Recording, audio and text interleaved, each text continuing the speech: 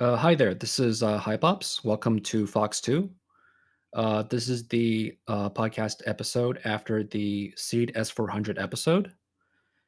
And so I guess we should start with introductions. How about you start, What is Moo? Hi there. I'm What is Moo. I make YouTube videos. I have my undergrad degrees in modern history, and I have a master's in strategic studies. And I tend to focus on naval affairs and/or Russian/Soviet ground combat. So I'm definitely really useful for talking about a bunch of seed warfare. I kid, but yeah. So that's me. Um, yeah. I did recently put out a video on anti-aircraft missiles, so that is, I guess, relevant. Um, I guess the next person.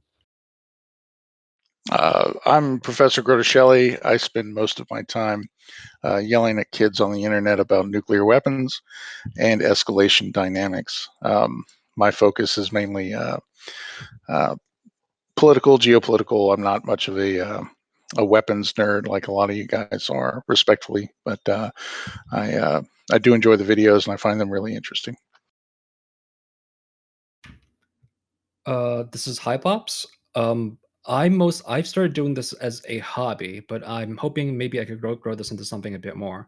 Uh, I've been making these videos. They've helped me a lot in learning. I'm realizing just how much there is to learn and how little I know. And when I put out a video, it helps me formulate my thoughts on a subject. And this seed episode has been really fun to do. And I hope you've enjoyed it. Um, Sorry, are you done? Sorry, Yeah, I'm done. okay, okay. Hi, I'm Eskild. I'm mostly here as mostly an observer, but my interests are in the red side and their ability, or as we may see later, lack thereof, to counter the U.S. and its allies in this scenario. Hello, Excelsior here. I'm an engineer. My relevant background, I suppose, is I was a former engineer at a defense contractor, thankfully not working on any systems that are relevant to this video, so I don't have to worry about saying anything I shouldn't. But yes, I suppose that engineering background in general could be useful. Otherwise, I'm just one of those engineering weapons nerds that Professor Groeteschele mentioned earlier. That's about it. Well, I'm Omega. I guess I just kind of have an interest in a lot of military engineering, geopolitics, doctrine, just general stuff. I'm just an enthusiast, and that's pretty much it about me. Okay, so I guess we should start with any general impressions, opening remarks, or questions about the seed scenario that you guys all probably just saw. I can start with my remarks, and I was really interested. I said this earlier when we were chatting, but I personally, my perception of seed has always been that the attacker has a huge advantage over the defender in seed operations and things like that, mainly for the reason of you have radar horizons, you have mainly fixed locations, and the attacker has the luxury of finding his own way in.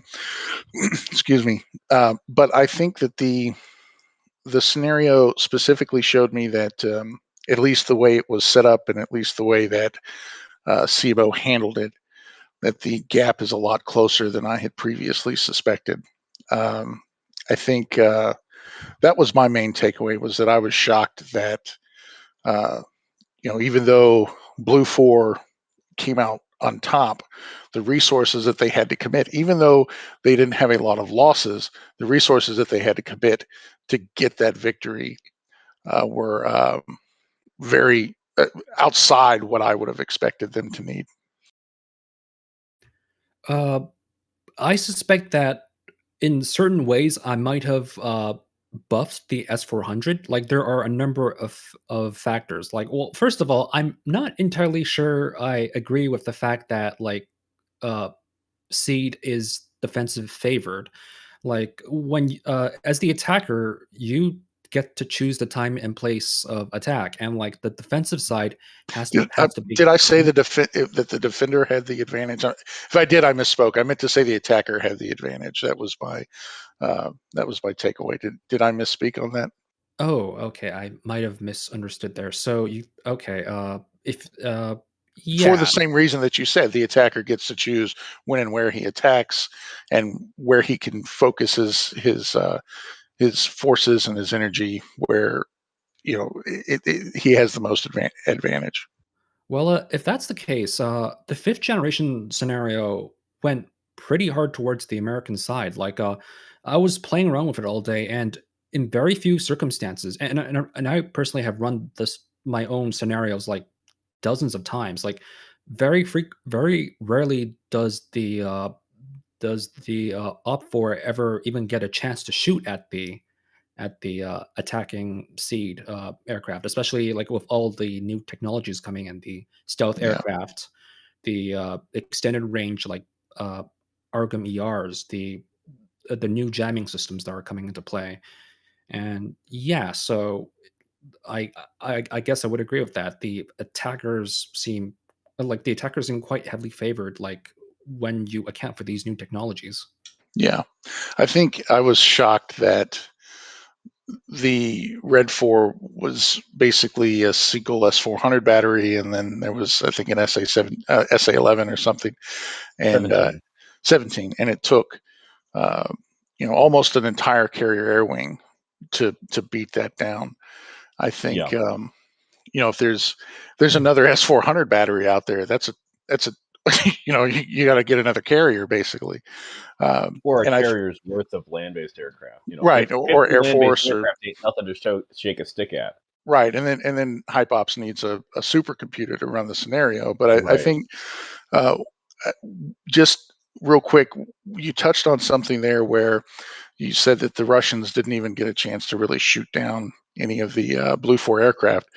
And from just a political perspective, just from taking the scenario in a vacuum, that's actually kind of an advantage to the Russians in the sense that uh, for the Americans to reach their victory, to get their success objectives.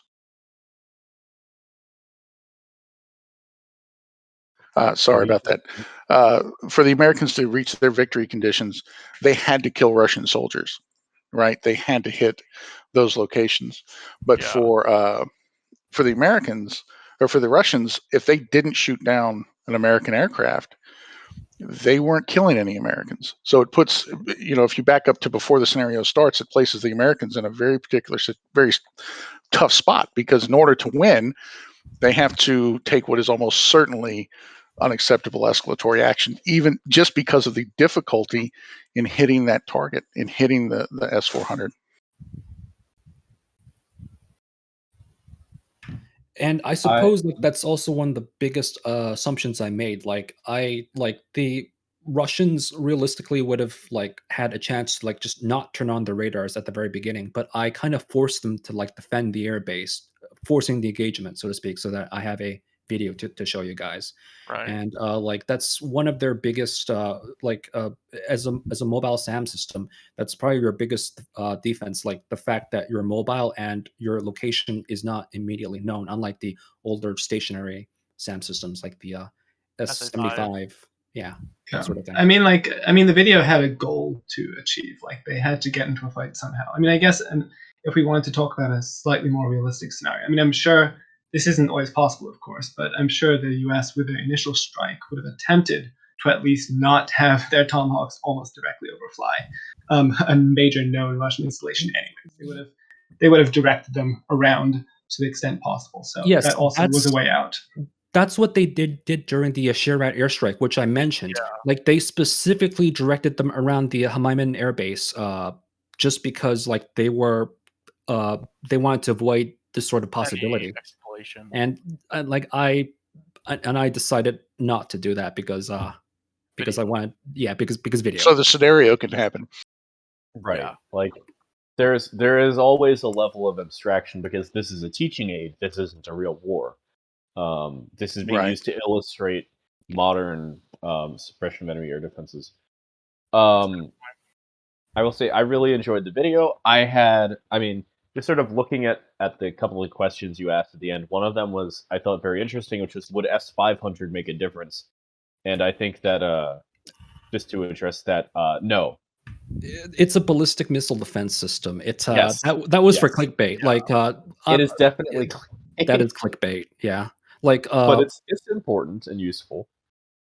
I'm gonna show you. I might as well show you guys the thumbnails for the both the video Yeah. and the Fox-2 thumbnail. I'll put it up into the thing. Give me a sec. Into the text chat.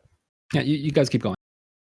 So yeah, I mean S-500 is a successor to the S-300B series. The NATO SA-12 AB and SA-23 AB giant Gladiator or Gladiator Giant anti-ballistic missile system.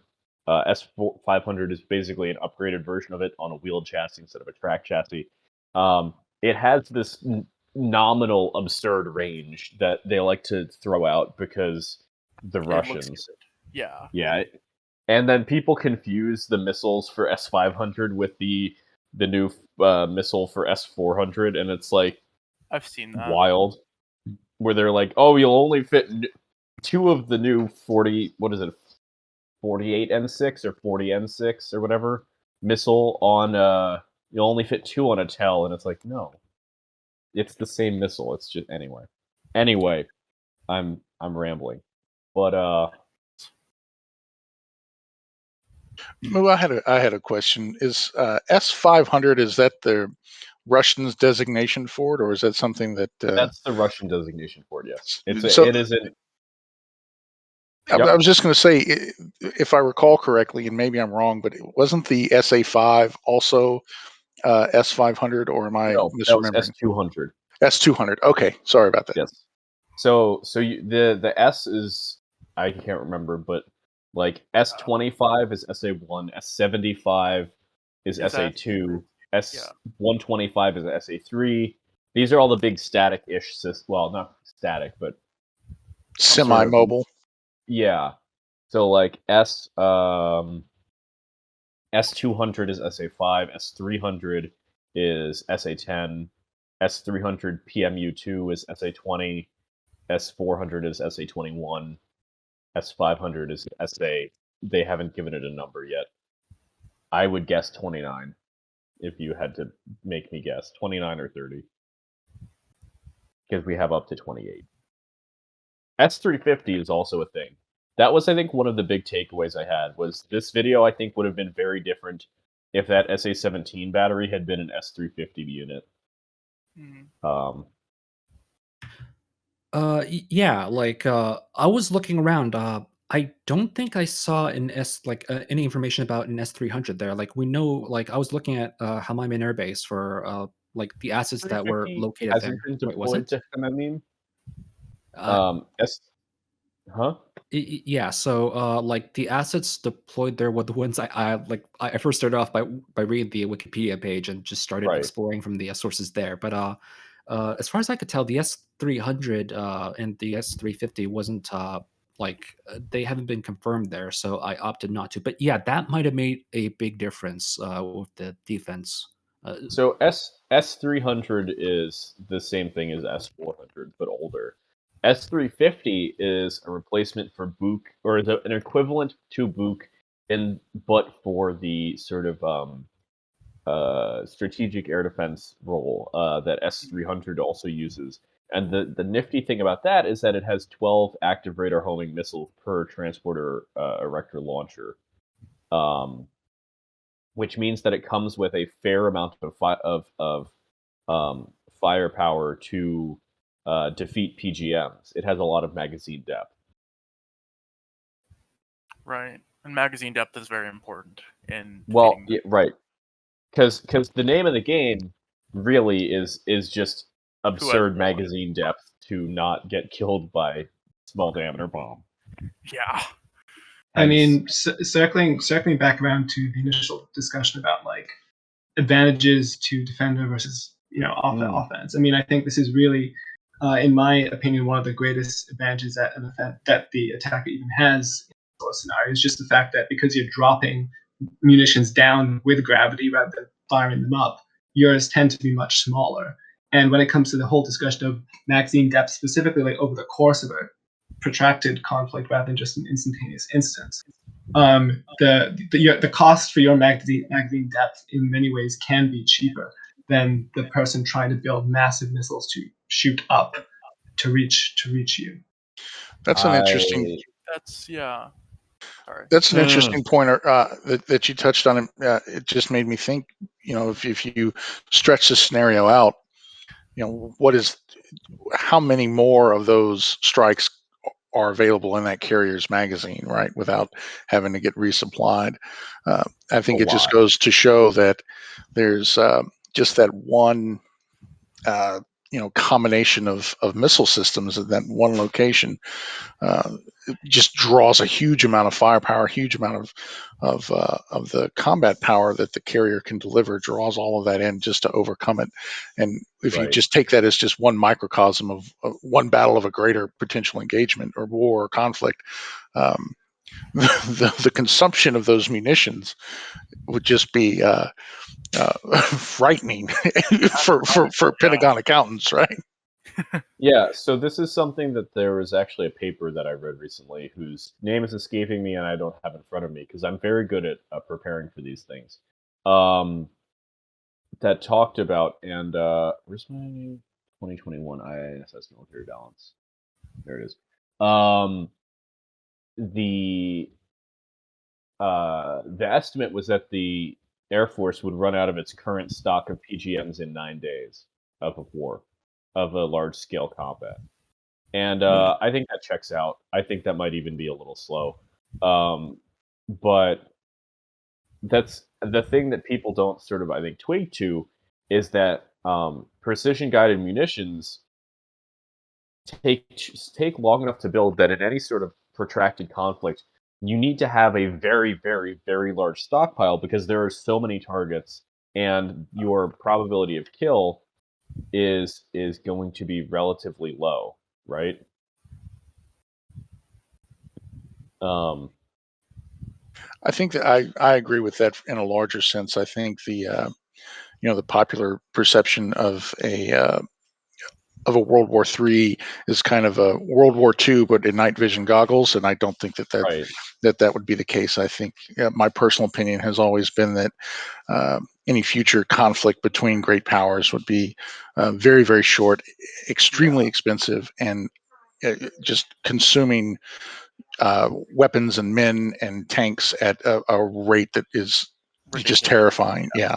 The paradigm that I've seen pointed to, and the one that I think makes the most in terms of a historical analogy, and again, I shouldn't say again because no one brought this up, but it's important to remember that a historical analogy is just that, a metaphor. It's not an exact one correlation, but the sort of conflict dynamics that some analysts might expect, and I would be among those, would be something closer to the Napoleonic Wars, where you have periods of very sharp conflict interspersed between longer stretches where you don't have active conflict as people are rebuilding their forces.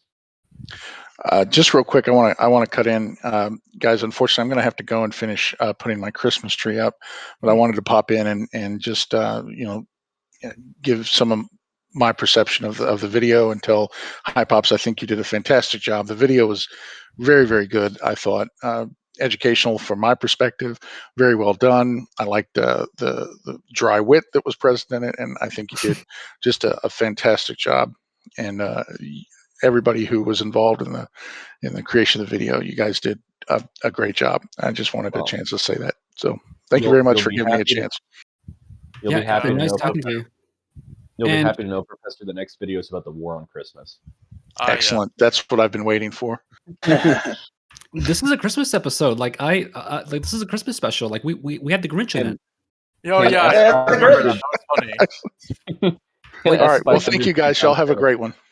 Of course. You too. Good to hear what you have to say. Yeah, I'm really happy with like some of the call signs people come up with. Like I didn't even realize the joke until like I actually inserted that line once it became December a few days ago. I was like, no, I mean when it hit about a few weeks ago, November, I realized we were getting close to Christmas. So we're just finishing up the audio recording. I was like, I was like, "Hey, Grinch!" Like, and I went back and redid the scene, and instead of doing like a different aircraft, I redid the scene with Grinch. Yeah. That's That's funny. amazing dedication. I appreciate the effort. Yeah, it was really funny. Yeah, that was good. I in my anti-aircraft and anti-tank video, I had a great line in it about it's a dark and stormy night, and there's literally snow coming in the window onto my desk, and I had to re-record it because that was a lie by the time I finished recording. Unfortunately, but yeah. Yeah, I mean, so the Russians have something like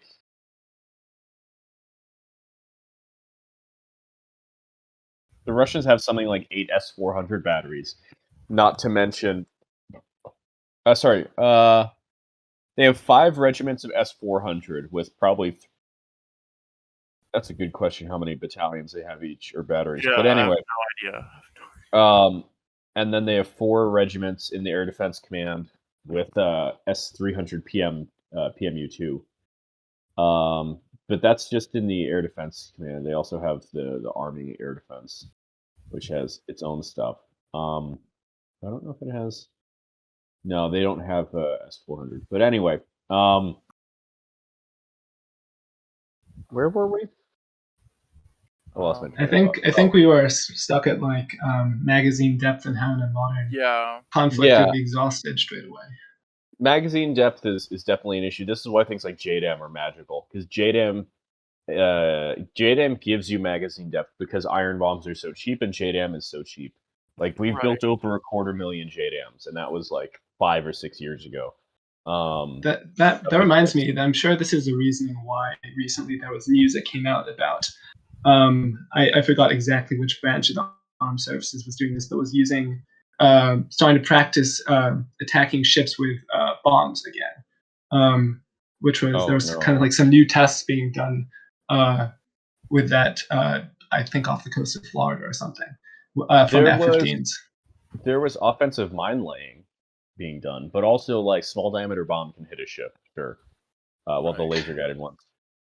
Well, yeah, I believe, but I believe the bombs in this case weren't actually any of those like really smart weapons. They were actually Oh, like kind of going back to about as minimal as a you can get bomb in terms that of guidance.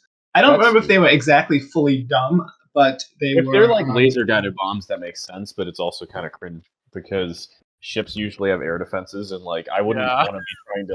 I wouldn't want to Well, be trying to laze against a radar directed 5-inch gun. Yeah, I yeah, I mean, mean, Oh like if god. I mean, in the context of this whole like magazine depth thing, I mean, I just see it in the sense that they're probably anticipating a world where you end up with what happens if we're at the end of our rope and we have nothing left and we have to use what we've The got. answer, the answer is you either win or you lose at that point. You don't want to be in that situation to begin with. So you negotiate, right? Like if you're down to the point where you're dropping dumb bombs off of a fighter jet on ships, maybe the war's not going very well, Well, and maybe you perhaps should unless your opponent's negotiate also for in not. equally bad shape. Well, sure, but maybe you should negotiate for a peace, and both sides would, you might not settle the option, but that's when you start negotiating things out. I would say I had some interesting notes about from the defense side of things, from the Red Force side. Right? I thought that the flight altitude was interesting for the Tomahawks. That was a little wonky. The lack of terrain masking was definitely a big oof.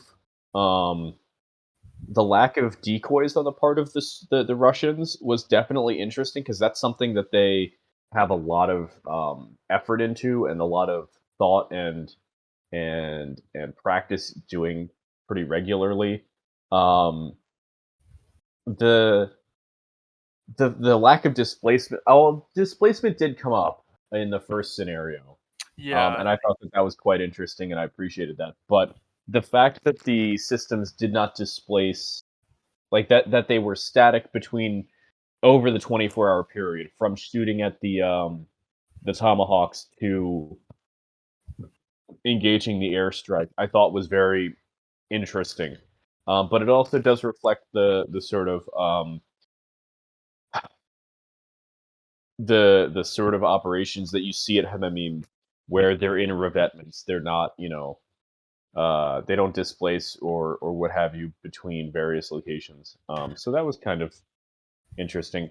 CMO does have pretty wonky IADS integration, Yeah. especially if you're not playing it if you're not playing both sides yourself. Uh, I But re-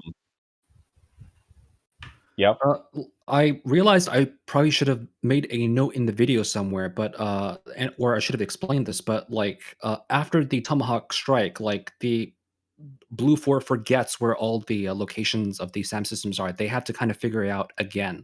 Like for the fourth generation scenario, the S-400 fired a few missiles at the Mul J's, which gave it away. And when a bunch of the Arga missiles came for the S-400, all the other SHORAD systems had to activate their radars. And it was through that, like, they the Americans had to figure out where the locations of all the SAMs are for each and every single one. If they don't know, they're not allowed to fire. Yeah, I've seen sure, that. sure. And I you're Speaking right. mean, of, I'm gonna put in a note somewhere. It's not too late to do something like that. I'm making a note of that right now.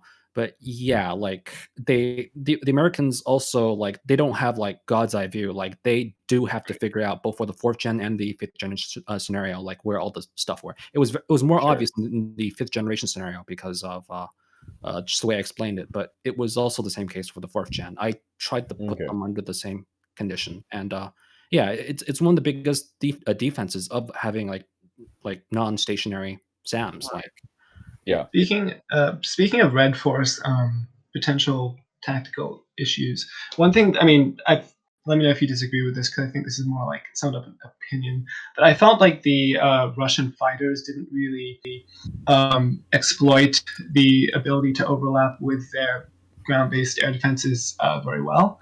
I feel like they could have exploited that better, in the sense that they could have stayed back longer, in the sense of It marked the bubble forcing would have the. been safer.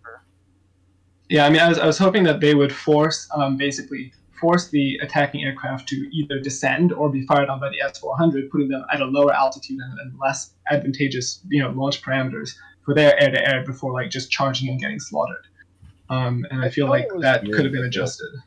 I thought it was weird that they only had a couple point cap up, even though the U.S. just fired, damn near 100, over 100, I think, Tomahawks the day before, and has a carrier group in the area. Like, I would have expected them to be surging air assets into that area. Hey, I'll be Um, right back. I need to go do something. Try not to die. If that makes sense. So, but then again, scope creep, right? This wasn't about air-to-air combat. This was about seed. So, yeah. The Hamamin Air Base usually has somewhere around like a dozen plus planes. Like not that many aircraft last time I checked. So I did try to keep them up in the air. There were like four up at the beginning of the scenario, and the other pilots could get up within like uh in about 3 minute intervals. I think it was. okay. Um, As for the distance thing, okay, so for the fifth generation scenario, they really didn't have much of a chance. By the time they realized they were getting fired upon, it was already Yeah, like everything I said applies pretty much only to the fourth gen scenario. for the fourth gen scenario. They were briefly fooled by the Mul J's and assumed that they were getting into range to like fire cruise missiles at the uh, SAM I sites, or see. at least that's how I justified it. Because when I look at it from the red team perspective, like they couldn't tell if those were real aircraft or not. It made sense to me to like meet them just outside the range of like any uh, aircraft, like Yeah, before. that makes sense. That's why I kind of couched my comment saying it's a little bit of an opinion, I guess, because that I can see it that way for sure.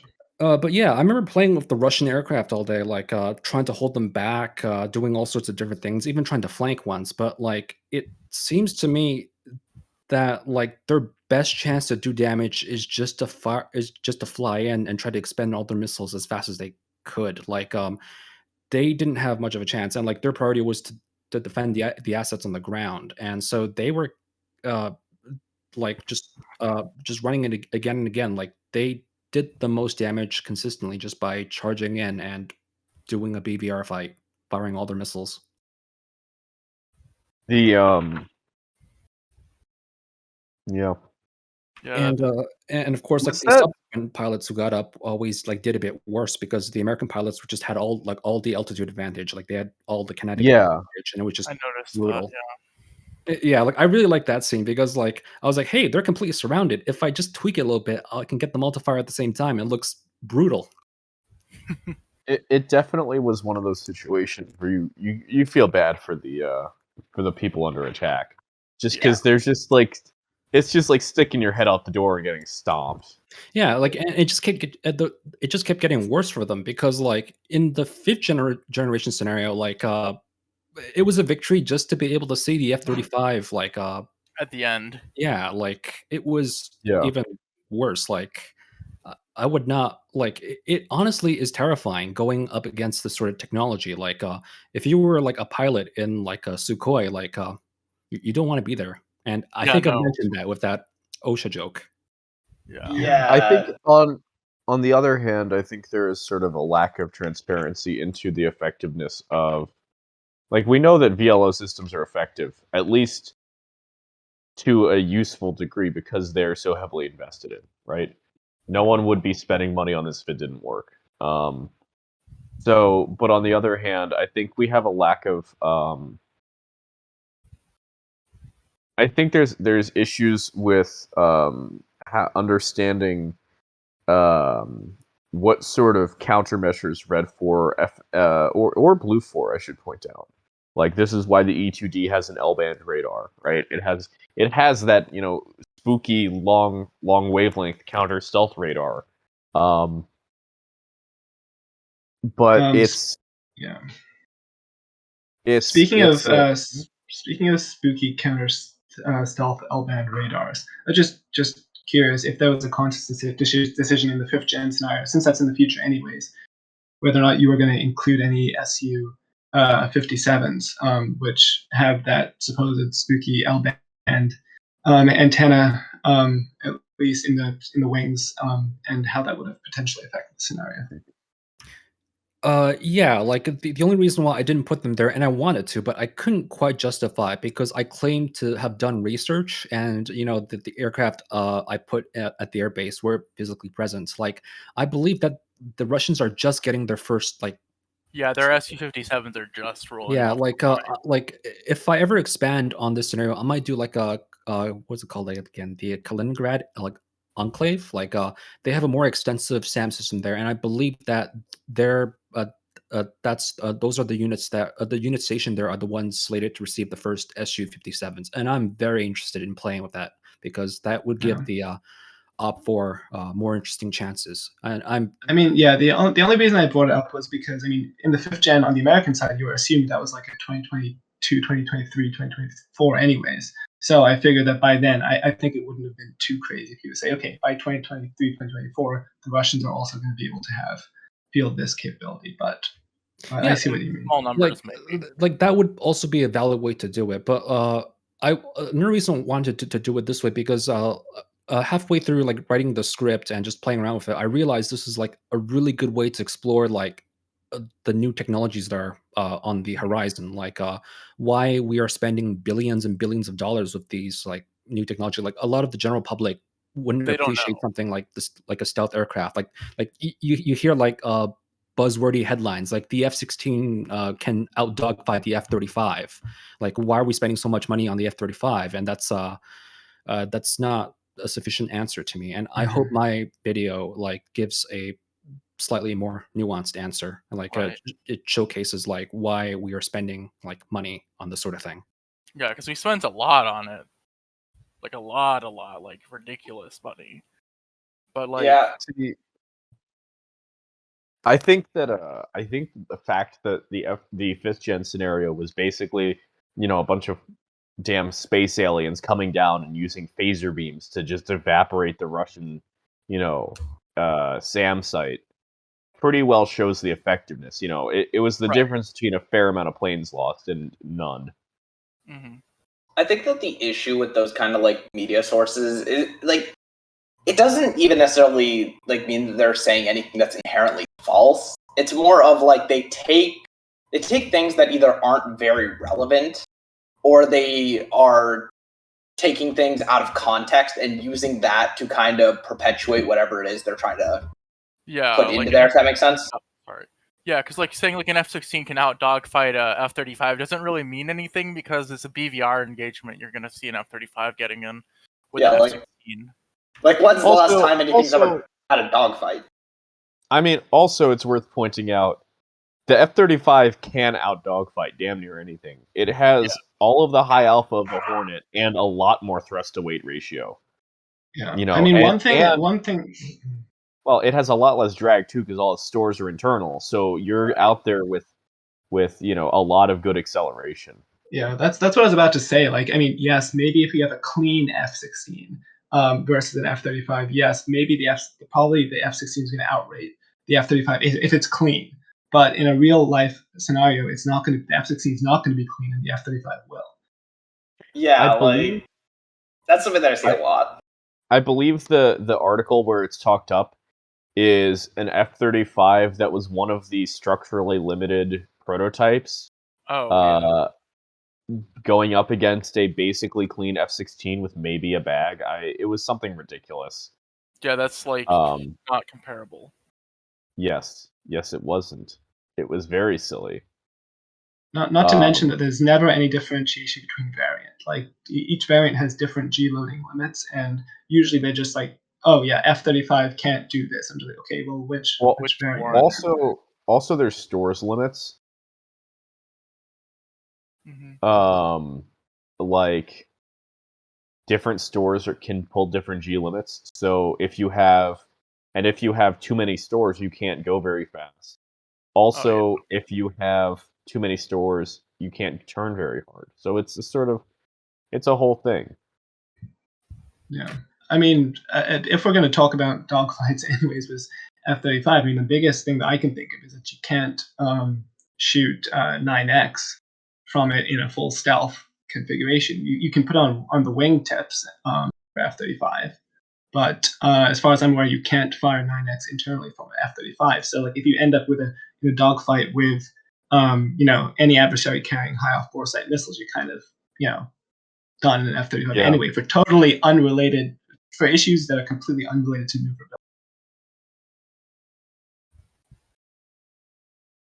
I think with these unfair comparisons, it's not even like the media is trying to purposely like misconstrue these comparisons. It's just that they don't understand any better themselves. There's very few like popular mass media outlets that would teach like this sort of conflict. Like their understanding, like what they've seen, so like basic, at best is something like maybe Top Gun, right?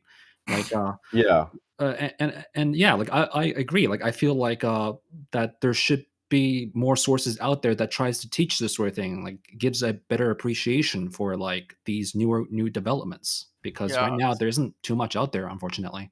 That's why we're here, I'd say.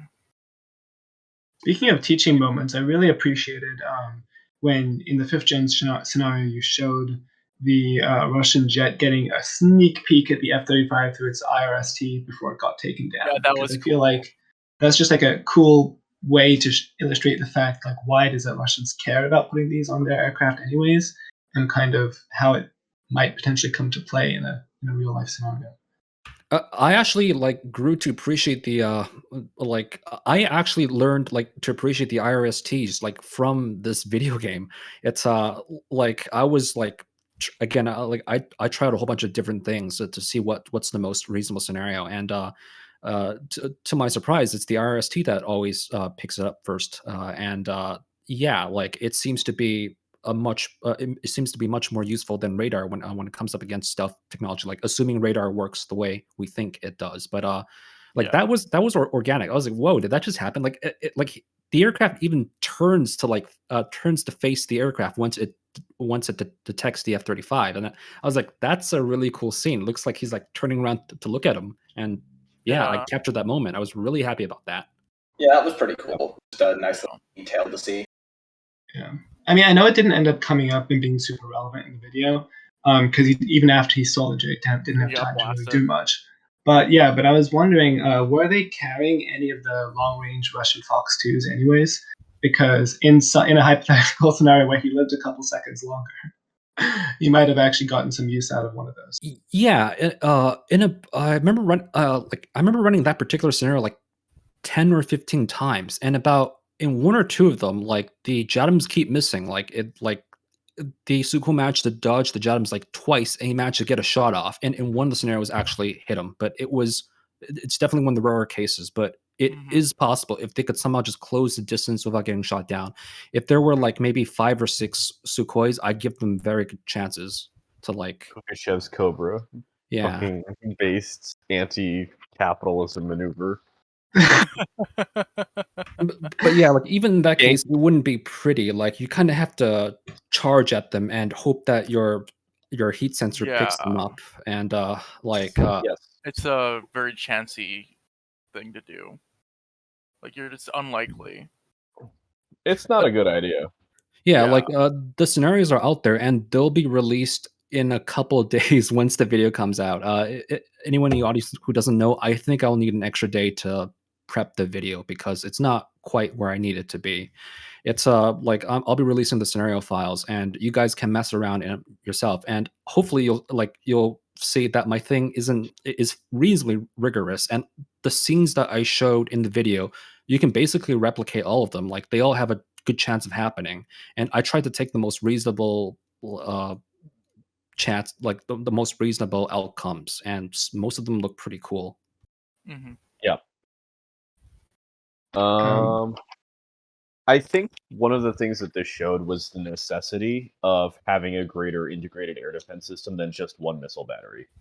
I think that if you had had multiple, in terms of spatially, if you had had multiple overlapping S-400 batteries with all of their sensors networked together, I think that would have been a much more challenging situation. Yeah, no doubt. Yeah, like a lot of the Um, challenge comes from the fact that like an individual air defense system isn't really gonna be the biggest threat on its own. It's going to be the fact that it is working with a million other assets and that integration, which will end up being the real threat. Right, and as the professor noted earlier, and as I think it's important to reiterate, it took the bulk of the carrier's air wing in a concerted effort to deal with one S-400 battery.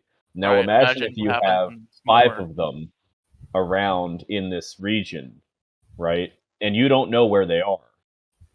All you know is that they're, occasionally shooting things down within an area of uncertainty, and they're all networked together with because the Russians have a procession of increasingly preposterously large early warning radars, including one that's like over the horizon using ground waves or something, and has a range of like 7,000 kilometers. That's Yeah. just like which I don't know how those work. I'm sure the area of uncertainty for whatever it detects is a circle like 400 kilometers in diameter. But you know, it's a very they like redundancy. There's lots of overlapping systems, and I think that's something that's worth remembering. And this shouldn't be taken one attack on one uh, missile battery shouldn't be taken as indicative of blue 4 would stomp red 4 Yeah, no. or vice versa, right? Yeah, I mean, it's a complicated topic that, like, really, this is kind of just an introduction to the ideas. Whereas in like a real conflict or like, even like a larger scale conflict, it would be far more complex because these basic concepts would need to be applied in increasingly, how do you say it? They just better ways. Yeah. I mean, one thing that I think is interesting looking to the future about specifically in how a real 5th gen scenario would play out is just as we go increasingly into the future, one of the, I mean, this is just speculation here to some extent, but one of the increasing threats to 5th generation or stealth low observable platforms is just the fact that once you start distributing multiple radars across the battle space, and even if they can't individually get a clear, stable return from your low observable aircraft, with enough computing power and and sensor fusion algorithm optimization, you can probably eventually, from just triangulation from multiple radar sources, actually start to get a clearer picture of where this thing is, even if a single one can't see it. At the very least, This, you can sort of lay them on top of each other and then see, okay, we're getting, pings in this area, right? yeah, I mean, and that would be Probably like the simplest possible thing they definitely could do at the moment, even. But like more complicated than that, you have things like, I mean, stealth largely works by redirecting the incoming radar energy to a different direction, right? And if you happen to have another receiver in that direction, you have sufficient computing power, you can actually start to disentangle, all the incoming radiation that you're getting, even if it's not being reflected from your own emitter, even if it comes from someone else, you can start to untangle where that came from and build a picture. I think that's the if of having a receiver in that direction is a big if. However, I think that multi-static systems are definitely going to be a thing and definitely important. But I think the big space where that's going to be an absolute radical game changer is sonar, which is wildly off topic for this video. But I will gladly rant about that later. But I think that has. Oh boy. I think that is a revolutionary technology there. Like anyone who's talked to me for a length of time knows that I really poo-poo the idea of technological revolution changing warfare. But I think that multi-static sonar definitely has the opportunity to do that. I'll take this opportunity to once again encourage HypOps to please make a submarine video that I've been begging for. Thank you. We need more Hunt for Red October Yeah, memes. like if that's gonna happen, it's probably gonna be like something in Taiwan Strait, or maybe like Yeah, or maybe a submarine firing like tomahawks at like invasion yeah. beach or something. Block 5 Virginia Tomahawk spam when. It's Un- the biggest reason why I haven't really attempted it yet is because like the speeds that things operate in are so different. Like a tomahawk, a tomahawk missile as compared to the speed of a submarine. It's hard to balance. It's always in the back of my mind, but I'm trying to figure out what's a plausible and interesting scenario that I could get these assets to work properly. Yeah, in. because ASW is kind of like watching paint dry sometimes, I think is the term. I think I have a friend who's a sonarman who I believe called it amazingly slow warfare. Yeah.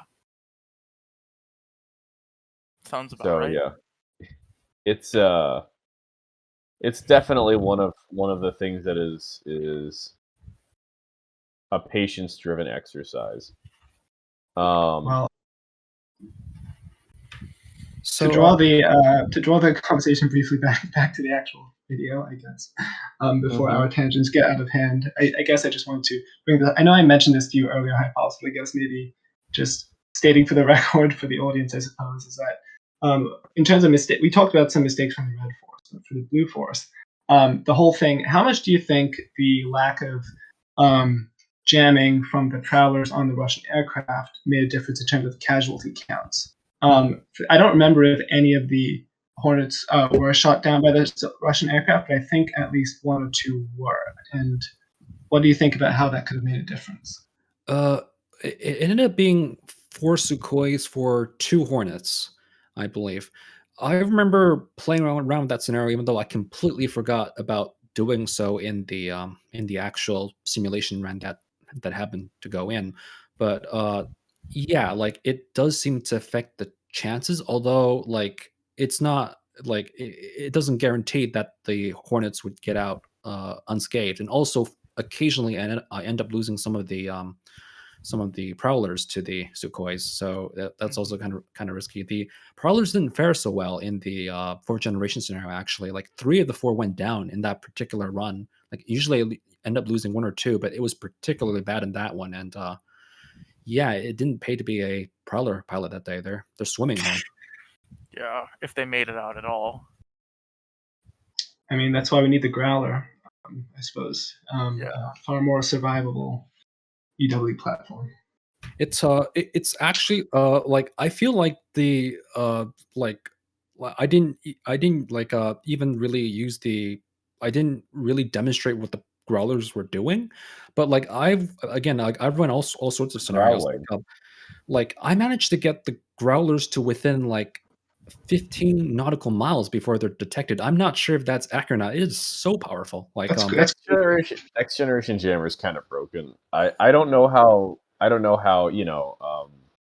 coherent it is in terms of CMO, but Yeah.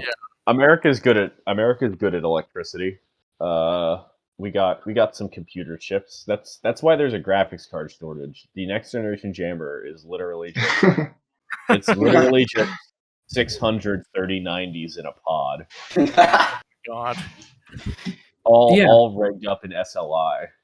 Yeah, so like to highlight the difference, like with the Prowlers and F-35s, like if the F-35s were slightly leading the the Growlers, like they could get to Yeah, within like 10 nautical miles before the S-400 could get a uh a good enough could get good enough data to like fire on the right. F-35s. So like Which is within JDamming range.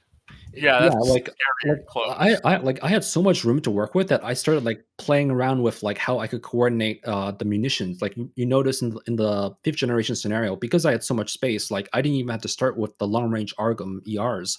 I first started with the SDBs, and I noticed that like I could use the SDBs like to like kind of cover as like kind of like decoys for the much bigger and more Yeah, dangerous like ARGMs. And Yeah, that was scary. I'm not sure if they would actually do it this way, but like just playing it from a game sense, it kind of made sense that like if you have so much leeway that like like again, you need to get to about 10 nautical miles before the S-400 would fire, and like the F-35s could fire their Stormbreaker glide bombs at like 60 or 70 nautical miles. So there was yeah. just such a difference, like that I just started messing around with it, and that's what I came up with. Mhm. Yeah, I definitely thought that was an interesting choice watching the video, but it seemed to paid off. Yeah, if I you want mean, to be really safe, you probably just start with the ARGM ERs. But again, like I did it this way, and like this seems to be the way to maximize damage if you're absolutely confident that you're not going to lose anything. There is one thing though.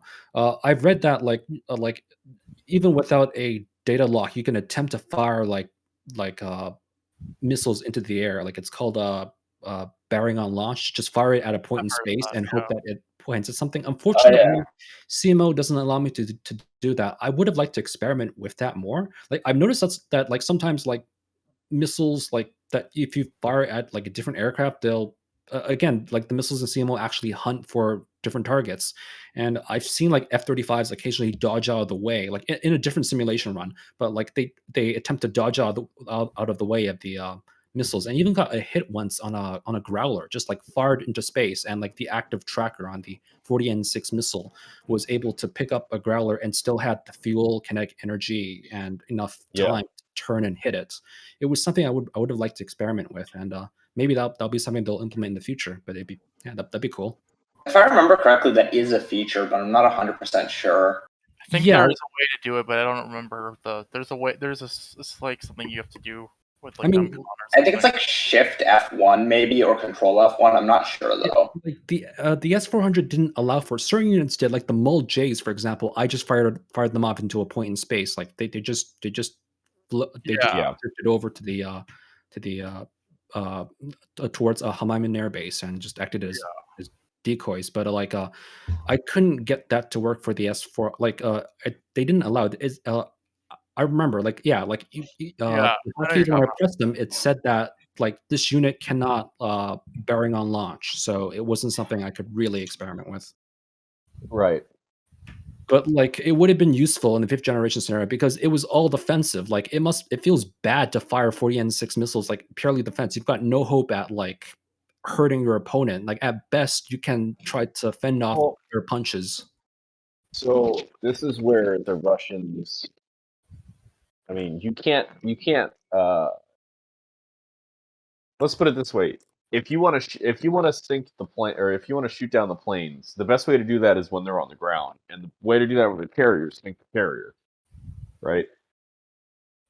If you're trying to shoot down aircraft with standoff weapons with your air defenses, you're kind of playing a fool's game unless you have 150 SM6s, which the U.S. Navy does, but that's just the U.S. Navy.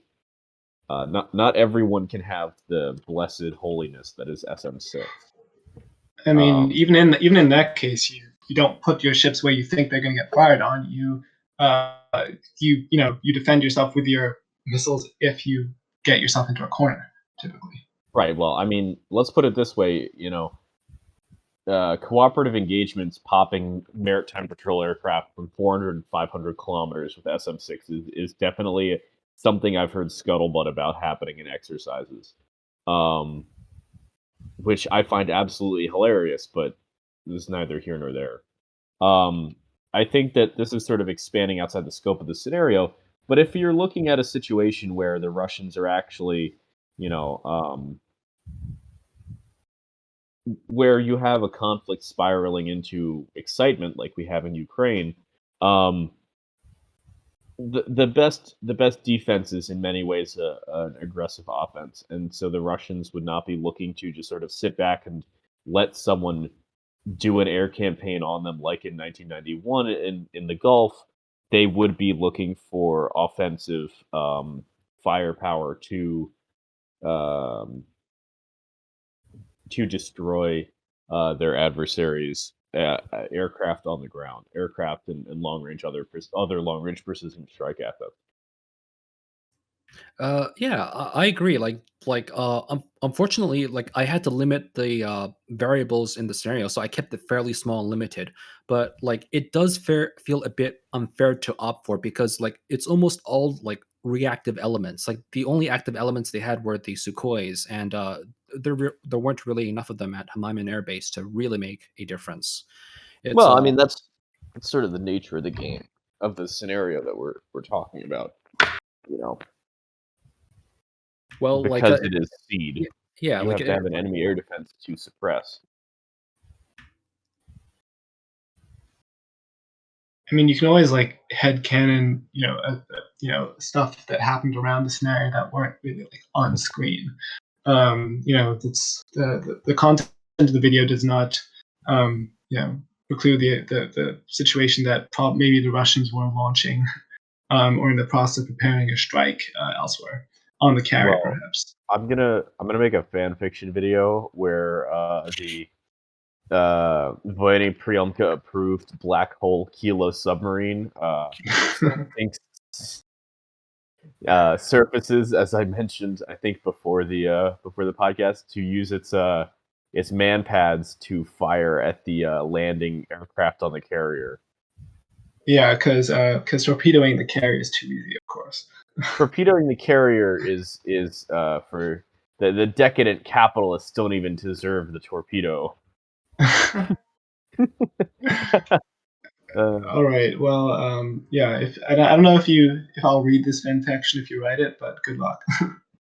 I have other things that I'm in the mood to write. So I'm hopeful that hopefully, like sometime in the next year, I might make something either in the Baltics or yeah, East Europe, like the Ukraine area, like something oh yeah. maybe 5 times bigger, and yeah, again, like multiple SAM like S-400s, like integrated together, that sort of thing. It's Mm, one thing about these smaller scenarios is that like I noticed that like I like with fewer units I can really go into depth with them. So it is a fairly hard balancing act. And again, this is meant to be demonstrative. So like I cut away a lot of the extra variables to really like demonstrate certain ideas. So it's right, which I think is perfectly reasonable. once I get a bit more experience, or like if I start finding some people who are willing to help me with the project, I'll I mean you guys are also helping me, but like help me run scenarios and stuff. Like I might be able to come up with more ambitious scenarios, and I intend to Yeah. because yeah, they're interesting, and I've never given up on the Spratly thing, although it is on hiatus currently because like yeah, even the second video, it would be quite a headache to run, especially since the first scenario was like run kind of like a D&D campaign. The Yeah. like like having true like multiplayer, like multiple players controlling the factions, that is something really cool that I am trying to figure out, and I think I'm Yeah, getting a bit better at. Like the only the way I scenarios could are see getting bigger. what I was gonna say was the only way I could see doing that currently that would be with like the Ike or whatever play by email system that's currently a mod thing. But like other than that, I don't really know how you multiplayer without like professional edition. But yeah, that sounds really. I am like regularly talking with the developers, and I'm hopeful that like if some of these videos pick up traction, that maybe they'll see the benefits of like expanding features that might enable these scenarios to be more possible. Of course. Yeah. Hopefully that'll go well. Maybe also like some scaling with compute, so that you can actually, if you have the computing resources, you can actually run much larger scenarios. 'Cause I feel the game doesn't actually scale with compute very well at the moment. Yeah, it's I mean, it also could they could just put multiplayer in the game. That would be smart of them. like But That would be God quite forbid. nice. because right now HypOps is actually going to sit down and break out Harpoon 2 on Tabletop Simulator. That's how we're going to do this. okay. Let's do it. You mentioned Ukraine earlier. Do you want to talk about that at all, or Yes, I do. Like, I'm realizing we're probably like halfway through the thing, and just just about? full disclosure, like I've been essentially living in a cave, like chained to my computer for the last 2 or 3 weeks. So I've Yes, not as he looked has. Oh very deeply yeah. into it, and I'm interested in learning and from you guys. I only know like just the basics, and who knows? Like the next video, I'm debating whether to do something involving East Europe, and I might take away a thing or two here that I'm gonna look further into. Okay. Well, I'm gonna leave early in that case, but thank you for having me. I You're don't want to welcome. talk about Ukraine, so yeah, peace out. Because I'm gonna say something super propaganda about Ukraine, and it's not gonna look good. Oh boy, Okay, that's Rip fair. here he goes. Eskil. Next time. Gone too soon. So Ukraine's interesting. I don't know how much background I should give, but I put a link in the voice text Fox-2. I don't know who can see that channel, so if you can't, I'll also put it in voice text chat. But that's a good podcast to listen to catch up on what's happening with Ukraine. Basically, in the spring, the Russians did a big buildup on the border of Ukraine, about 120,000 troops, and they drew it down kind of, and said they were going to draw it down a lot more, and then didn't. So then they did their big command and staff exercise in September, and then the troops didn't go away at the end of that exercise, and they've been sort of building their troops back up in the past since September, and they're now at a peak of well, they haven't peaked yet. They're at about 110, 120,000 troops and counting in terms of either now or in the next couple weeks. And some people are saying, by some people here, I mean the Washington Post is saying up to 175,000 troops peaking at the end of January. I don't know if I agree with that, but the Russians, it looks like they've been putting down red lines. It looks like they're trying to either coerce through military force or um, enact through military force, by like going and shooting people, I mean, as opposed to just sort of threatening to do so.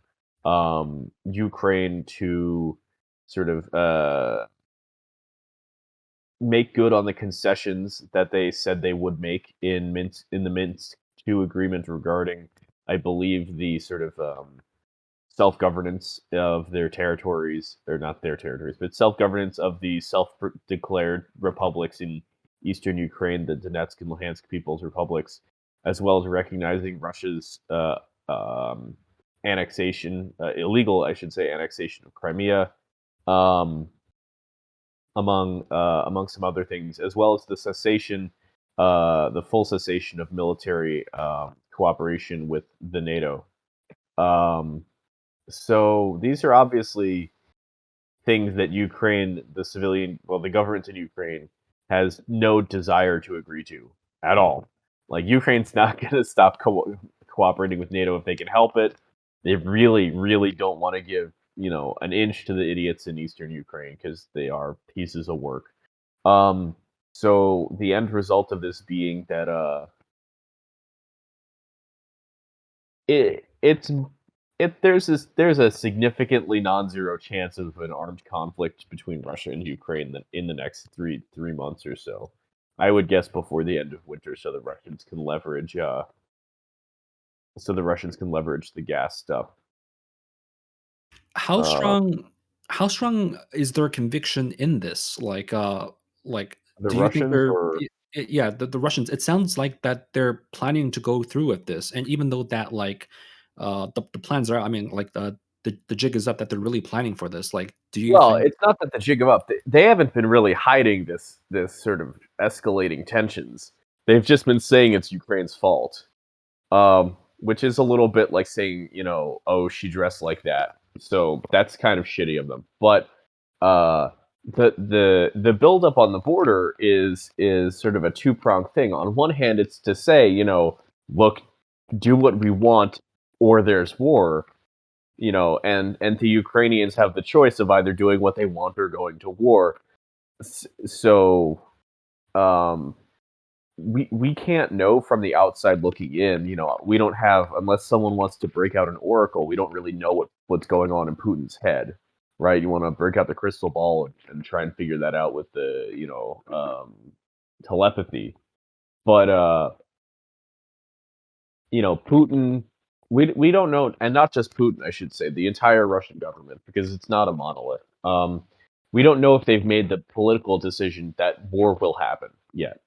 And I suspect we won't know when that decision is made or if it gets made at all. Hopefully not, because we don't want war. War is bad and people die, and we don't want that. But and we won't know until after the fact when that decision has been made. But it certainly is very clear that the directive has been given to the Russian military that should be an option on the table and a viable option on the table for the coming couple months. And the rhetoric from some of the analysts, especially Michael Kaufman and others, who it should be noted, Michael Kaufman is not like a war hawk. He's not an irrational guy. He doesn't like go off and say that war is going to happen willy nilly. But his analysis is right now that the Russian government appears to be rhetorically and mentally painting itself into a corner in terms of believing that armed conflict is a necessary solution to this problem. So that seems to be where the trend lines are going, which is not confidence inspiring in the persistence of European peace right now. I should say, I don't think this is a general conflict. I don't think this is going to spiral into World War III. I think Ukraine's going to get left very much in the cold by NATO in the West here, because there's just frankly not much NATO and the West can do about it. So, what do you consider to be the most likely outcome? Like, will Russia just Ukrainians take getting another stomped on bite out them. of Ukraine?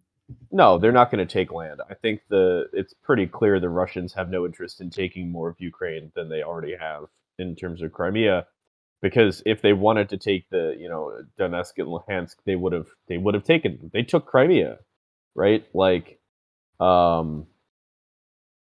they didn't take Donetsk and Luhansk, or so. In terms of what's going to happen to the rest of Ukraine, I think it'll get shot up a bunch if there is an armed conflict. But the pardon me. Pardon me for yawning. It's like 4 in the morning, 3 in the morning. This would the historical analogy I would use would be the 1864 Schleswig-Holstein War or the 2008 war in between Russia and Georgia, where the aggressor goes in, knocks over the government, defeats their army in the field, and forces political demands on them. So but without taking significant territory. So I there's been indications of like rear area security type personnel.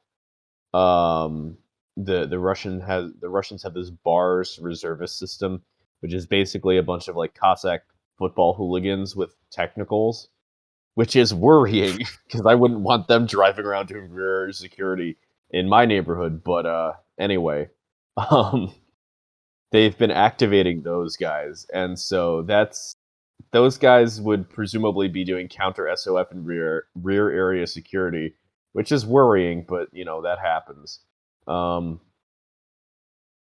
But I don't think that indicates that they're planning to occupy Ukraine. That would be like just a bloodbath that they have no, like the cui bono there is really questionable if they try and like steal chunks of Ukraine.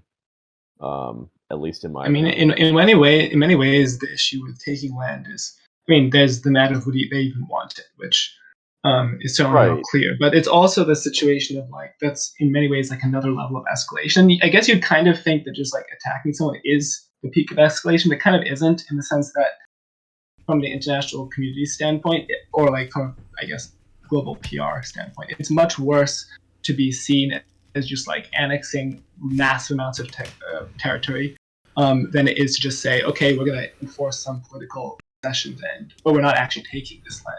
It's different. Right. I mean, it's like the equivalent of a punitive column, right? When back in during the Raj, when some local, because it worked so well when MacArthur was in command of the Southwest Pacific, right? He's the only he's the only general in history to get their nation's highest medal for battlefield valor for losing an entire colony, right? He got the Medal of Honor for losing the Philippines so that he wouldn't cry, I guess. But and I am being very glib about that. But anyway, I think MacArthur can take it.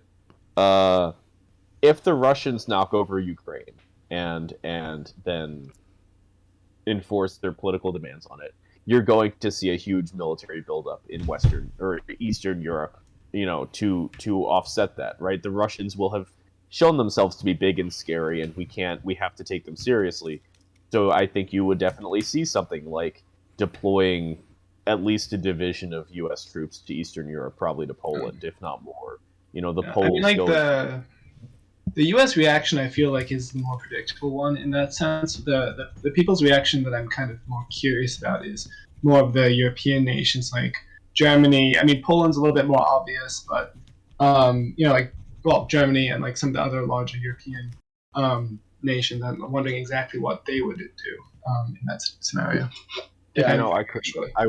I wish I could tell you, but if I could tell you, I'd have a lot more money than I do now if I could tell you what was going to happen on that side of things. Yeah, I mean that's why I'm asking because like they're just like a very tough book to read in that sense. You can't really, but they definitely don't seem to I have as have so to much access. imagine. I have to imagine well, the Germans would not take kindly the Russian occupation of or you know, the Russians successfully prosecuting a war against Ukraine. I think they would not respond to that by continuing their downward spiral of defense procurement. I have to imagine. Now, Well, I would hope don't so, know but that. I would hope so, but they haven't No, really impressed me with their fortitude dealing with the Russians lately. no. Maybe we could get the Canadians to deploy a brigade to Europe. I'd bet more money on that than Germany doing it. Yeah. So speaking of Russia enforcing their will, like what what actions do you think that they'll take to deter the West from attempting to intervene? Like I know that you're big on like Russian SAM systems, for example. Like perhaps will they like Yeah. park like a few S-400s like on their side of the border, or park them No, like in so Ukraine? they have them scattered around, but I am the Russians. So here's one of the big secrets when it comes to things. A2AD isn't real, and I know that might be something that a lot of people are going to disagree with, but it is So the Russians don't have a term for A2AD. Their term for anti-access area denial is just anti-access area denial Google translated into Russian, right? It's not a term that exists in their conception. It is not a thing that they try and do. They have concepts of like damage limitation strategies and stuff like that. But they don't look at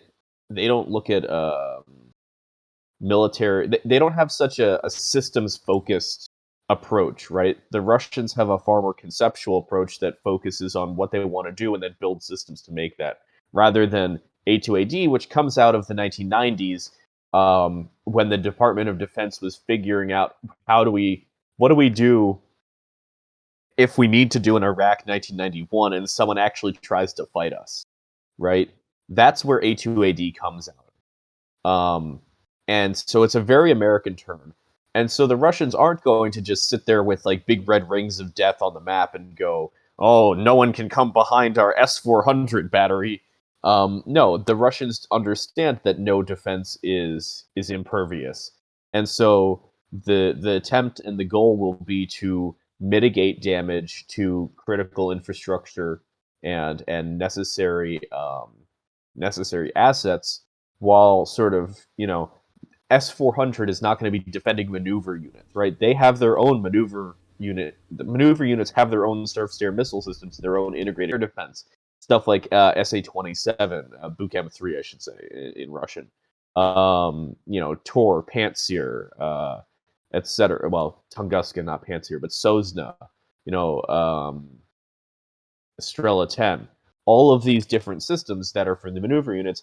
And so, in terms of deterring the West, I think that will mostly be a political thing. I think that they would be leaning hard on the gas as a deterrence or compellence thing, because I don't have a great handle on the difference in deterrence and compellence. But saying, look, it is December or January, Eastern Europe that is not aligned with us.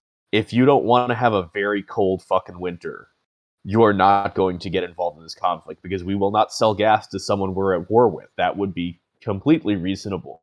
Well, I think, I think that aside from that, which is true, I think one of their main, deterrence methods is just in many ways just going to be speed, in the sense that if something happens, it works out best for them if they can achieve their objectives incredibly quickly, and then it's kind of like I feel psychologically it becomes a different situation, because not as much as, because like if you're looking at it from the Western perspective, right? If they haven't accomplished their goals yet, you're kind of like, oh, should I stop them? Because I know they're going to try to do it, but I'm kind of in a position where I could try to get in the way of that. But if they've already accomplished it, and then your goal is then to roll that back somehow, that's like a psychologically very different task. So I think their main deterrence, method is really just going to be, we're just going to get this done so fast that the West is going to be embroiled in their, slow decision process that takes forever and doesn't especially get the anywhere. EU. And, Especially exactly. the EU. And if yeah.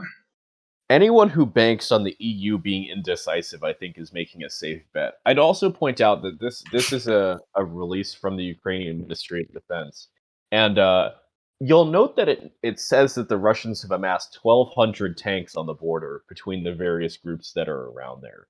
That number's probably higher today, but I couldn't tell you for sure because I'm not doing the primary work on this.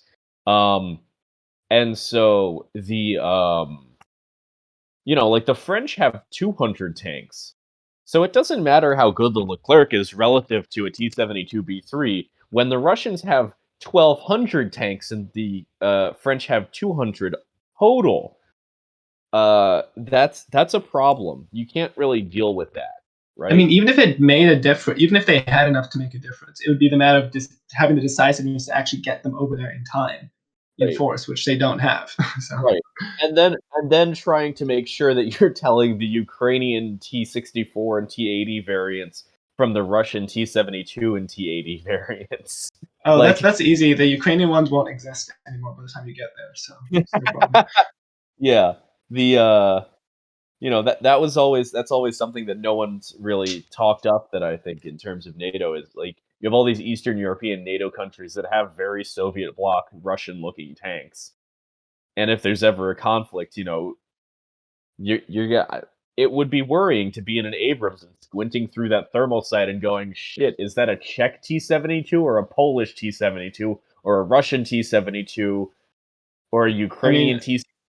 I mean, hell, look at Desert Storm and the friendly fire incidents there, and there should have been no confusion about the shape of the tanks in that Where situation. an A-10 pilot looked at a Warrior, which is a box, and said, aha, a BMP-2, and gunned it. Yeah, definitely not the best PID there.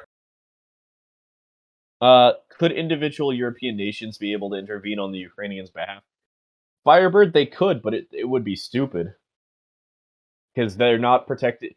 I don't believe they would be protected under Article 5 in that situation. I'm not a lawyer, so I can't check the work on that. Yeah, Article 5 only applies if they are attacked. If they're attacked, if they go to bat for Ukraine, but also again, Poland and Hungary both rely on Russian natural gas. Hungary's Orban is also relatively pro-Russian. So Ukrainian NATO membership was the previous red line where the Russians said if Ukraine joins NATO, we will invade them beforehand, right?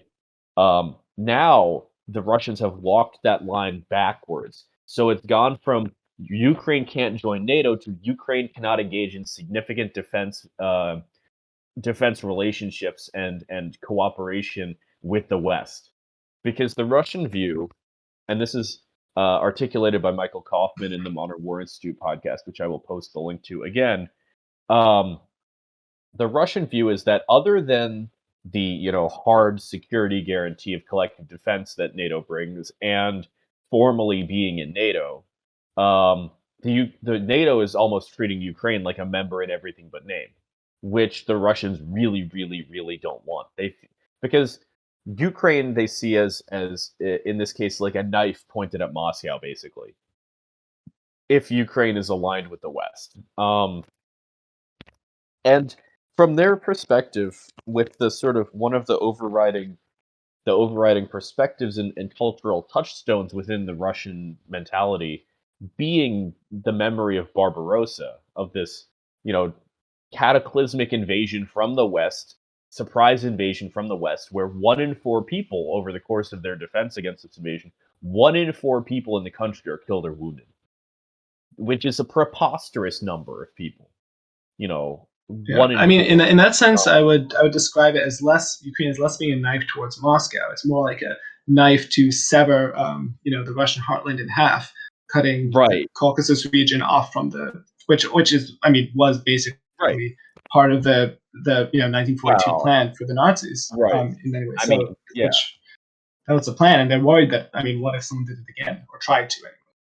Right, which is and again we know in the West that NATO isn't an offensive alliance, but the Russians don't care about that, and the Russians see NATO as an offensively minded alliance because NATO has a tendency to intervene in things under tenuous circumstances like Iraq and Afghanistan and Libya, which I don't know if it was NATO, but it was Europe, etc. And so the Russians really don't trust NATO. There are also assurances made that NATO wouldn't expand east of, I think, Poland, and then they did.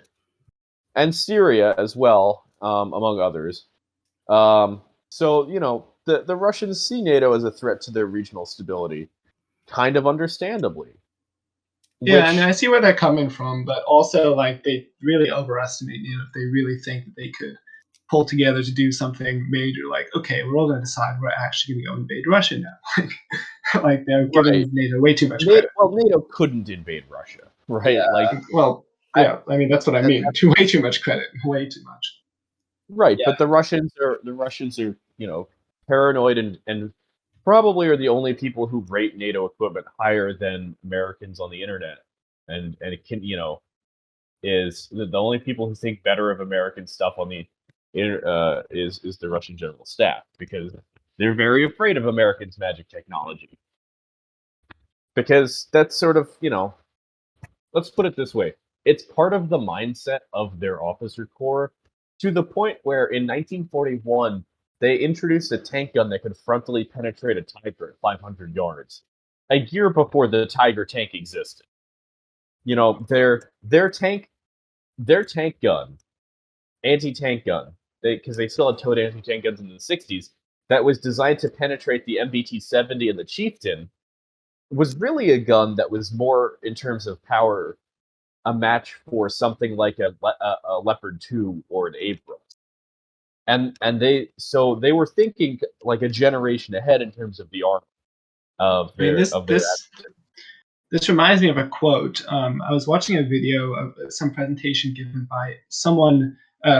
It's for the life of me, I can't remember who it was at the moment. I wish I could, but it was a U.S. general who was describing a contact he had with some Russian counterpart, and they were discussing the placement of various, I think it was missile defense systems in Europe. And basically, the Russian general was like, "Oh well, we have concerns about you putting this here because of, well, whatever." They were voicing some objection or concern, and the American general was like, "Dude, like our missiles can't even reach that far. Like I wish I wish we could cover that area with this system." And the Russian dude, guy was basically like, "Well, if you're not there now, I have every faith you will be." So, I mean, I think that kind of gets the message across. So, like, the other thing is that, like, there's Aegis Ashore, right, which is the missile defense system, based on the Aegis ballistic missile defense, system for boats, but they just build one on land. It's pretty neat and pretty smart. The Russians look at that and go, "Aha! You've put the Mark 41 universal vertical launch system in the ground. This vertical launch missile system can fire the Tomahawk Tomahawk land attack missile. Clearly, therefore, your missile defense site, which has like 16 missile cells or 32 missile cells, is going to be used to sneak Tomahawk missiles into firing range so that you can secretly destroy us." No. Meanwhile, the U.S. Army is currently looking to put Tomahawk missiles in the back of a truck, which is much more sensible. But this is the sort of this is why the Russians talk up say that we were breaking INF and shit like that. Well, I think Very just like slightly circle back to like the whole tension to actual Ukraine situation for right now. I feel like one of the reasons why this whole shifting of Russian red lines is an issue or it makes you worry about potential conflict soon is because in the past when their red line was just, okay, Ukraine can't join NATO. I mean, in some ways that's okay because it hasn't happened yet. And right. You're like, okay, don't have this happen, and like, okay, if we don't have it happen, then nothing happens, right? But here it's like this kind of somewhat nebulous Ukraine. You can't military cooperate with the West, and we kind of already are, and it depends on not a little bit more than kind of, and it's like how and does this already count as having the red line crossed, or does it not? And that line is blurring to the point where it's more dangerous. I would suggest that the most worrying thing about this conflict right now, or potential conflict, this crisis-ish, pre-crisis tension, let's say, the most worrying part about it is that we have reports just recently, wonderfully, that the Russians have begun moving forward medical units, medical supplies, fuel, and food to their units on the border. Which is to say, that's the shit you put there when it's time for invasion. So yeah, that sort of. I was speaking to some people, and everything is of course above the board OSINT stuff, but there definitely were some moments when about all this. So yeah, it's worrying. We're watching it unfold in slow motion. The Russians quite possibly invade Ukraine.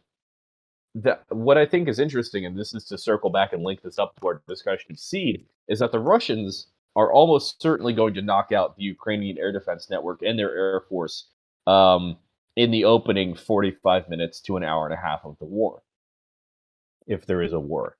What is interesting is they're going to have a completely different approach to doing so. And I've been poking HypOps about this as an idea for a video, among other things. Because the way that the Russians will do it is going to be reliant on, tactical ballistic missiles and cruise missiles and, stuff like Iskander and artillery, long-range artillery, as well as aviation assets, and with anti-radiation missiles as well. But it's a completely different paradigm of Seed that is far less. Well, it's just they have a different outlook on things. They've been far more interested in what we would call cross-domain or all-domain or multi-domain fires, um, since the 80s, right? They've been thinking about how to use, assets from ground forces to attack air forces, or vice versa. I mean, I think that, I mean, a large part of how you can explain this difference is just because if you look at the relative strength and I guess balance between the various services in the Russian military and the U.S. I mean, like, Russia has always been very ground forces centric in a lot of, at Well, least yeah, relatively speaking, compared to the U.S. And they're a the continental land difference in, power. yeah, and like the difference in approach, I think, largely reflects that in the sense that the U.S. is never going to be able to rely on, well, ground forces really backed up by artillery to go in and like push out, basically push out, you know, air defenses on Russian territory, for example, or anywhere else really, unless it's an very underpowered adversary. Russia, however, that's an attractive option for them. So it makes total sense that their entire paradigm about taking down, an opponent's air defense system is completely different. Yeah, I mean, it's also because the Russians and their Soviet predecessors have a far more integrated and holistic understanding of the concept of combined arms warfare. And this comes to an extent out of that sort of socialist mentality of we're all, collectivist working for the, towards a single goal, right? And so, but also because they've been thinking about things from the perspective of, you know, 50% of the enemy's battlefield firepower comes from the sky for, 50 years now, since the 70s. And from that perspective, you suddenly have to think about, okay, well, what can I do to attrit this, to nullify this? Um, and so that means things like, putting up a big offensive counter error action, defensive counter error, um, you know, uh, strikes against air bases, against command and control communications facilities, C5, whatever the Yeah. current thing is up to, C5 I I-star. mean, yeah. I mean, one thing that the Russians definitely benefit from is just like the fact that they haven't necessarily had to. They've been able to continuously, more or less, attempt or train or prepare to fight the same enemy in many ways for the entire, effectively the entire modern history. Whereas the Americans, like, the force has gone through a whole bunch of change of focus, whether that be Oh, terrorism or attacking smaller nations elsewhere. Or like there's been like oh a yeah. change. There's been many changes in organization and focus in terms of what enemy we're training to defeat. Whereas from the Russian perspective, the type of threat that they need to be able to defend against has always been relatively the same in the sense that heavily air focused. Most of the firepower comes from the sky. Um, this is their Well, adversary, and they've learned to know it very well. yeah, yes and no. I mean, the Russians have a broad categorization of the types of conflict that they expect to face, and they do have a tendency to mirror image themselves in force on force exercises. They don't have like dedicated Op 4 units the same way, at least to my knowledge. They don't have dedicated Op 4 units like we have in the U.S. with the sort of the NTC Op 4 and the JRTC Op 4 and the JMRC Op 4, and I guess KCTC has their own Op 4 as well. Um, but they're Korean. Um, so but on the other hand, they do have a lot of consistency in their thought, and they don't have this sort of schizophrenia that we have in the U.S. military of, oh shit, Vietnam's done. We're going to ignore everything we know about low and medium intensity conflict and dive right back into high intensity conflict. Oh shit, the Cold War's ended and we just won Desert Storm. So now all we're gonna think about is the Fulda Gap and the Desert Storm shit knocking over tin pot dictatorships. Oh shit, 9/11 yeah, that was It's all basically my kicking point. I'm indoors, just pumping up mountains in Afghanistan, right? Yeah, I mean that was mostly my point. I'm just saying that Yeah, I'm agreeing. compared to the Russians, the U.S. is kind of schizophrenic in terms of how it adjusts to things, which I think in many ways plays back into the whole our opponents seem to give the U.S. military in many ways a lot more credit than they should. Well, I we're think also I think what they pretending like we do. have power up ourselves. Yeah, I mean, I think what they do is they kind of look at the U.S. military and they see a lot of chaos in a lot of ways, and they're like, "Oh my gosh, there must be some." I think in many cases they see it and they're like, "Oh, there must be some deep rationale. They must have a plan. This must be intentional." And I think a lot of times it just isn't. No. Uh, really, like the Russian way of thinking is probably the only reason why I haven't attempted a Russian perspective video just yet. I'm like I want to do something involving East Europe, like something like your scenario, like the opening hours, like of Yeah, like the crippling strikes. But uh, I I can't say I understand like the Russian way of thinking, even for like this video. I did it mostly from, again, the American, the Western perspective, and the Russians for the yeah. most part are just reacting. It's I'm like, I'd like to put out another video, something a bit shorter that might demonstrate what the first few hours might look like. I'll need to do a lot of reading. Maybe you can help me with that actually. Like, I will give me gladly help your you with a reading reading list. list, and Yeah, I'll see what I can do in the next couple of months. It's either this or the Taiwan incursion video, and hopefully both of these videos will be much shorter. But like yeah, this is definitely something I'm interested in, and like my lack of understanding of like the Russian doctrine, like thinking and perspective, that's something sorely lacking that I should try to shore up. So yeah. I mean, if you want to talk about that, I will be back in the States tomorrow. Well, I guess it is today here, but tomorrow for you. Um, yeah, I'm you really know, interested in like, especially like how you think the opening hours might look like, and I'll see what could be done in a something lot like of ballistic CMO. missiles. Yeah. In terms of once again, restricting the scenario is your friend in the sense that mentioning ballistic missiles, you could always do a short video scenario just focusing very specifically on what a relatively realistic ballistic missile strike on whatever air defense assets are available Right, in that area, and not have to worry so much about, oh, like what's the broader Russian doctrine about how they would deal with an offense, and just deal with that one engagement. right. Yeah, like again, I like the mean, opening hours sounds like something that's easier to simulate. It's like if it's yeah. mostly aircraft, cruise missiles, ballistic It's missiles, mostly it would CMO does yeah, that I mean, well. we'd be talking about the air operation and the counter air operation in this context, which is the air operation is I mean, this is going back into my comfort zone of the 1980s, which is going to be a pain in the ass because my Adobe is all screwed up as usual. This fucking Adobe. Um, open with Chrome. Yes, please. Um, but um, the Russian, well, the Soviets at this point categorize sort of three simultaneous strategic operations would be taking place. You have your strategic operation of the ground elements, and then you have simultaneously an air operation and a counter air operation, which are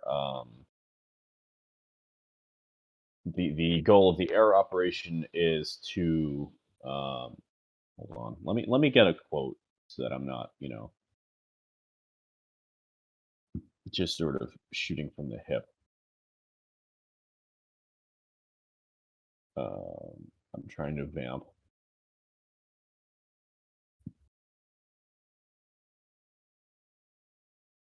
Where did God? I wish that there was. I wish that there were as in-depth manuals as there were in the Soviet period. Okay, so the offensive counter air operation was in essence in the 1980s, a conventional substitute for the initial mass nuclear strike planned at the beginning of the war in the 70s.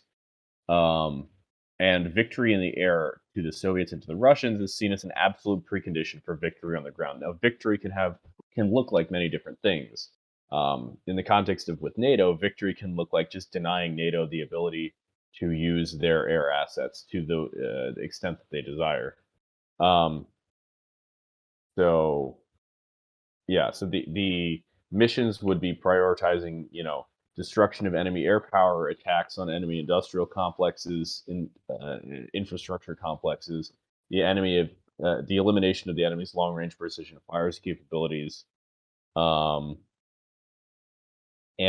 using a whole mixture of anti-runway munitions, fuel air explosives, remotely piloted vehicles and drones, ECM, special operations forces, ballistic and cruise missiles, air forces, etc., etc.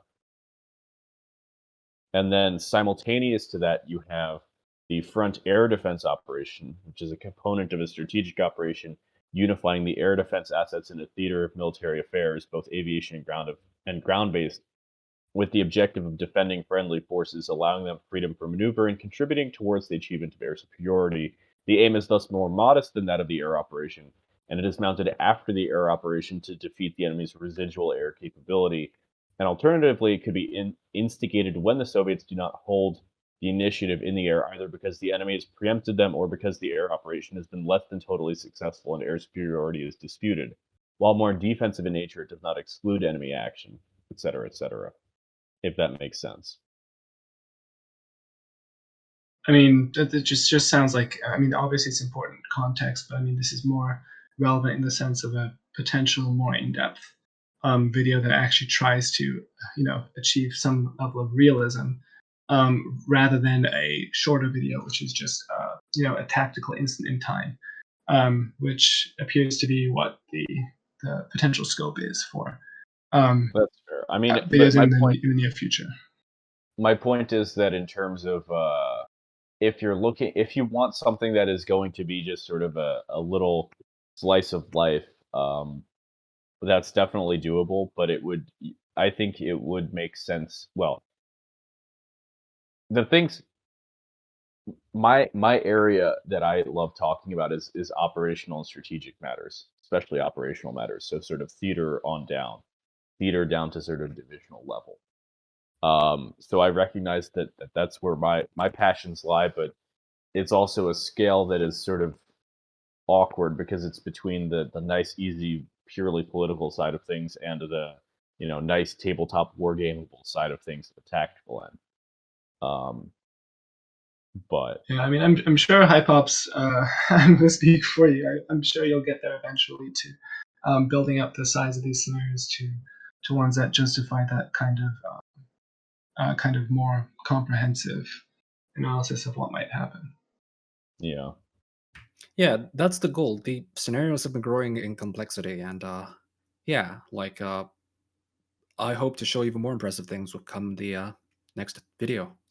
Yeah, I mean, I feel like in my my personal area of interest is more like on the very low level technological, almost tactical interaction between almost individual units on the battlefield, and how the various and how like the various situation in terms of like environment causes them to perform better or worse than expected on kind of like almost a one-on-one level, though obviously not necessarily always one-on-one if the situation doesn't call for it. Yeah, those are probably easier to do, and I think those are what I'm like best at. I seem to be able to showcase tactics best, but again, the operational and strategic stuff is not stuff I can ignore. And yeah, it's I am interested in tackling these like larger themes, like with larger scenarios, and or eventually, like maybe even like two sets of videos, one that focuses on much larger scenarios and one that focuses on like more tactical stuff, more like the current video that's about to come out. Yeah, I mean, I feel like my personal problem with CMO is just almost that it's almost the opposite problem, in the sense that I feel like it almost doesn't give me enough super fine control or ability to like edit some of the performances of or like the specific context that a weapon might find itself in Oh my to see god, how it would all the time. perform. Like it's almost Period. not enough. It's almost like not enough ability for me to actually manipulate that to get be able to experiment with it the way I would like to on that very zoomed in level. Yeah, I totally get that, and they're still adding features, and hopefully they'll add a few more of the features like that we've requested. Especially if this sort of video gets a bit of attention, they might see wisdom Yeah, in there's adding like certain a things to it. project I've been working on the side for a while is like kind of like my own kind of simulation framework for individual weapons that I've been messing around writing code for. The problem is like I just hate graphics, coding graphics. So like I don't know, they say GUI programming builds character or whatever, but I'm not interested in building that kind of character. So I haven't really made it something that can be looked at yet. But I've been trying to go and I guess create that level of detail for myself just as a hobby. But we'll see where that goes. That's Yeah. interesting. We're actually like diametrically opposed. In my youth, I studied programming, and I never really took to it. But I'm finding like this sort of thing really captures my interest. Like visual stuff, like stuff that I can see in my mind, and like I just need to figure out a way to put Oh, into. I mean, look, I also love visual stuff. Just not when I'm the person who actually has to code it. Yeah. We're getting But near yeah, the. it's good that we have all our bases covered, I guess, on different aspects of it. We're getting pretty close to 2 hour mark. I think we should start winding down. Are there any closing remarks, statements, anything anyone wanted to say but hasn't had a chance to? Dog. Not really My off the dog top just of my starts fucking barking. head. I'm tempted to shill my YouTube channel, but I don't want to be an asshole, so I won't. You've basically helped carry the second half of the video. Like a bunch of people Right. who I thought was hopefully going to show up, they were all busy today. I mean, it's understandable. Like I can understand why they wouldn't believe it would happen today because of like I my chronic mean, underestimation. But uh, yeah, like it's okay. really appreciated. And yeah, like I have a YouTube channel. It's called What Is Moo. I'm currently in the middle of doing a field guide to the Soviet Army, and I'm going to be diving into some naval content hopefully between now and the future. I have no schedule. I take no money. I take no prisoners. Um, so come enjoy it. Uh, yeah, I'm also basically just linking everybody like who wants something, whether they have a Twitter or like in your case a YouTube I channel, I like do have a in the Twitter as description. well, but yeah. I mean, I would shill my YouTube channel if I had one, but maybe I will have one by the time a future podcast happens, and then I will unapologetically shill it like there's no tomorrow. Yep. I guess the only thing I wanted to say, because I just didn't really mention it, is just like overall, I think it was a great video. Definitely enjoyed watching it. I could see there was you kind of put a lot more effort into, I guess, different soundtracks, like more of a, adding more stuff outside of just a CMO visualization. So I think that was cool, and it would be good to see you continue to experiment with that. But to be honest, I also felt the kind of plain CMO um, of the first two episodes was also really nice, and I feel like it wasn't much less of an experience. So if the extra stuff takes you way too much time to pump out these videos, I think it would be fine if you didn't add as much of it. I'm just saying I don't think that would detract too much, even though it's good if you do it as well. Yeah. Yeah, there's no reason why I use the same soundtrack. I've been talking to the developers, and I seem to have their implicit consent in using their assets as I currently do. So, like, using an OST from something I don't have the copyright to, it's playing with fires, right? So that's why I've gone back towards the CMO soundtrack in this case. Indeed. I will say I did like the. I really enjoyed this video. I enjoyed it in its encapsulatedness and less sort of narrative structure, a lot more than the previous videos. Yeah, I Which, I also like how self-contained it is because, like, with the other videos, like, they grow in scope. Like, I promise things which stress me out at night because I'm, wondering on how to eventually deliver on them. Like, with oh this yeah, thing, like, I promised something, and I sort of delivered it, like, 3 times, actually, so I'm pretty happy about that. And, oh yeah, it's also flexible. Like, I can move across the other side of the planet. I could go back to the South China Sea or maybe, like, do an air campaign between India oh and yeah. Pakistan, or just stay I closer and something over in East Europe because that seems to be oh very yeah, popular these days. So this concept is pretty nice, I think. yeah, and I think it gives you a good flexibility to get things off the ground before diving into um more narrative long form storytelling, serialized storytelling. Like you need an audience first before you start telling them a story over multiple instances. Yeah, so I might stick with this formula for at least a couple more episodes. I hope these will do a little bit better too because they're, I think, easier to get into with fewer grand scale assumptions. Let's call Mhm. them. Yeah, I really did enjoy this. I think that your assumption kind of with that is going to be correct. Like they're going to be a lot easier to get into because they're completely self-contained, kind of their own thing. Oh yeah, It's also demonstrative, I would like to think. Like, again, I'm shocked no one else has attempted to explain this. Like, there's like, for every video that talks about fairly modern stuff, even something like Desert Storm, there's like 10 videos that talks about the Second World War, and history is interesting and everything, but it's also set in stone, and everybody's doing history. Like this new stuff is like not set in stone, and it's always changing. And again, I'm amazed that not more people are already doing what I'm doing.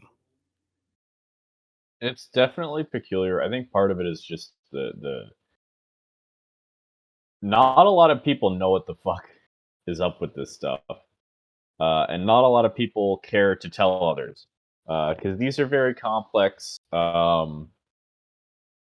These are very complex topics, and uh, they are not well understood by a lot of people, and there's not a lot of impetus to understand them at people, to butcher the English language.